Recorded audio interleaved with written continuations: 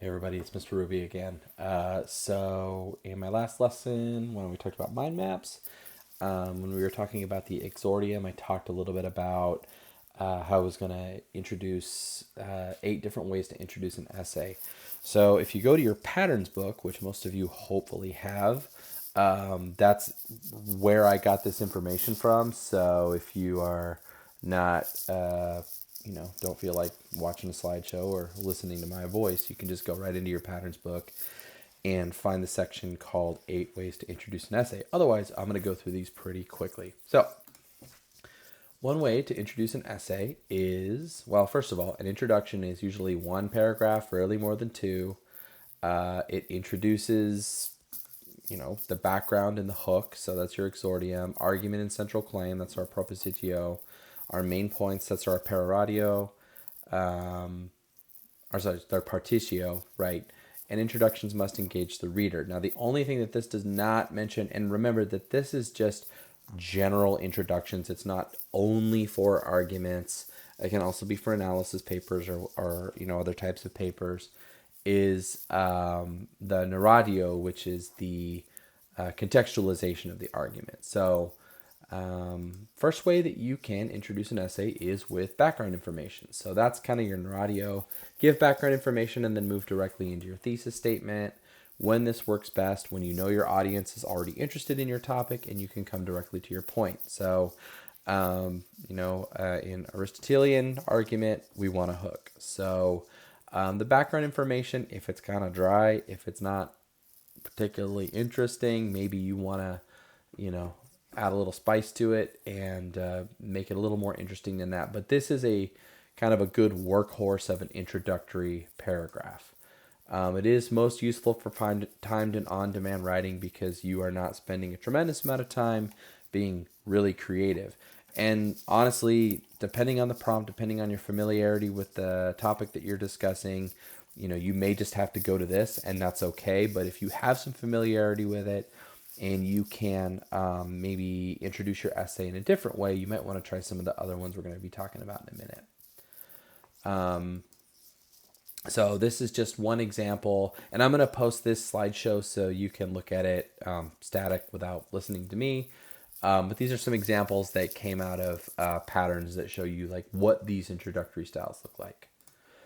The next one is you can open up with a definition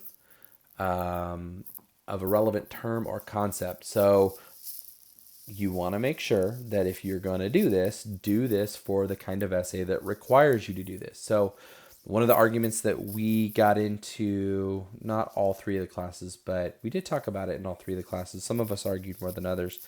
When we were last together was, about whether or not certain activities could be called sports. Well, if you're going to write an argument essay about that, you're going to want to define the term sport right up front, and you're going to measure your argument against that definition throughout the course of your whole essay, right? So you can begin with a definition of a relevant term or concept. Don't start with the according to Webster's dictionary. It's super cliche. It's lame. But you can transition into a definition in a lot of other ways. There's an example at the end of this slide.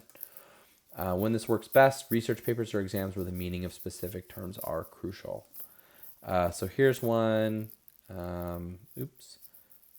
Sorry, I don't know how to get this guy to disappear. There we go. Democracy is a form of government in which power is given to and exercised by the people.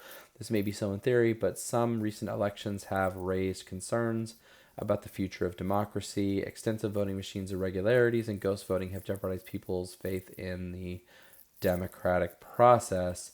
So up here, we're defining democracy, and we want to make sure that our audience knows what we mean when we talk about democracy. Okay, moving on.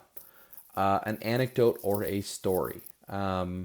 These are great, particularly if relevant, and they don't always have to be true, but it definitely helps if they are. If they're like really obviously not true, they can weaken your argument, but we want to make sure that our anecdotes and stories are used to generate interest and also lead the reader into the argument that we're going to be developing.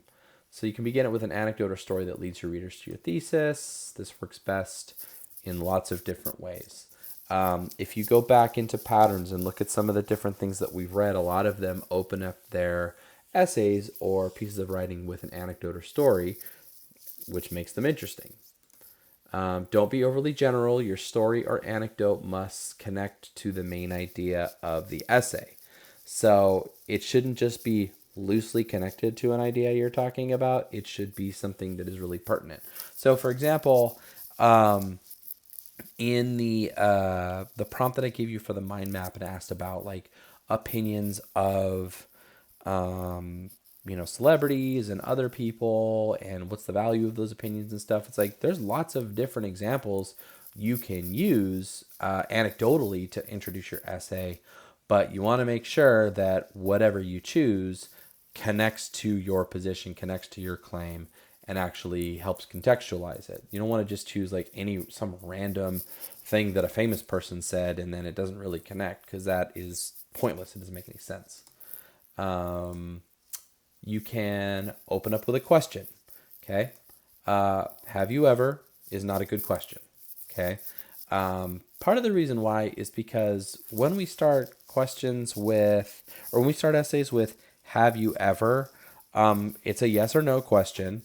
And what that means is that if the answer is yes, we're alienating, all of the people who say no. And if the answer is no, then we're alienating all the people that say yes. So we want to be really careful about how we phrase our questions in introducing our writing. This works best when you're exploring an idea or concept beyond a superficial level. You want to get people really thinking about the ideas that you're going to be presenting in your essay. Like what was it like to live through the Holocaust? I like this example because it introduces a larger idea that is presented by Elie Wiesel and his recounting of his Holocaust experience through several of his books, particularly Night. I have, the joke is, and obviously it's not a particularly funny joke, but the joke is that, when teachers talk about students opening up essays about Night or other Holocaust memoirs with questions like, have you ever been through a Holocaust? It's just like, that's a terrible question to ask. It doesn't really work, and it completely takes your audience out of the argument. So this is the better way to ask that question. We understand what the student means when they ask that question, but saying what you mean is really important in your writing. A quotation. I have several dictionaries of quotations. I think they're fantastic. There's a website called Goodreads. I know some of you use that, particularly those of you who are really avid readers. They have lots of quotations. They're great. If it arouses interest, it can encourage your audience to read further. This works best. It's a really good utility introduction, but the quote has to connect directly to the main idea of the essay. I have seen students in the past go to the prompt and then pick out a word from the prompt, and then they type in Google quotes about, and then they put in that specific term, and then they come back with quotes that are tenuously connected to the prompt but really have nothing to do with what they're going to talk about in their essay. You want your quote to really sort of crystallize up front everything you're about to say. And if you do that, it's a really nice way to come back around and reintroduce that quote in your conclusion in order to kind of bookend your writing. But you want to make sure that the quote connects directly, not just to an individual idea in your argument, but your overall claim and position in your paper. Our sixth one is the surprising statement. I mean, I always have kind of a hard time with this because what is surprising to one person might not be to another. But it's an unexpected statement that catches readers' attention and makes them want to read more. Malcolm Gladwell does this a lot. If you've read any Malcolm Gladwell, like his books or his essays, he does say some really interesting things in his introductions that really get you wanting to learn more about whatever specific phenomenon he's talking about. And that's it's been a great tool for him. He sold millions of books and his podcast is widely listened to. I think Malcolm Gladwell is awesome and you should check him out. But part of the reason is just because he uses this tool pretty effectively. It works best to be, when it's appropriate to both the subject and tone of your essay. So here's another example. Like I said, I will upload this so you don't have to pause this and read it this way. Our seventh one is the contradiction. Begin the essay with an idea that most people believe to be true, and then get readers' attention by showing that it is inaccurate or ill-advised. This is another one Malcolm Gladwell uses a lot. Takes audiences' expectations and turns them on their head.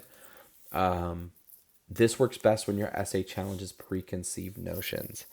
If you're kind of going against the grain or going against popular thought in your writing, this would be a great way to introduce your essay. And finally, we have the fact or statistic.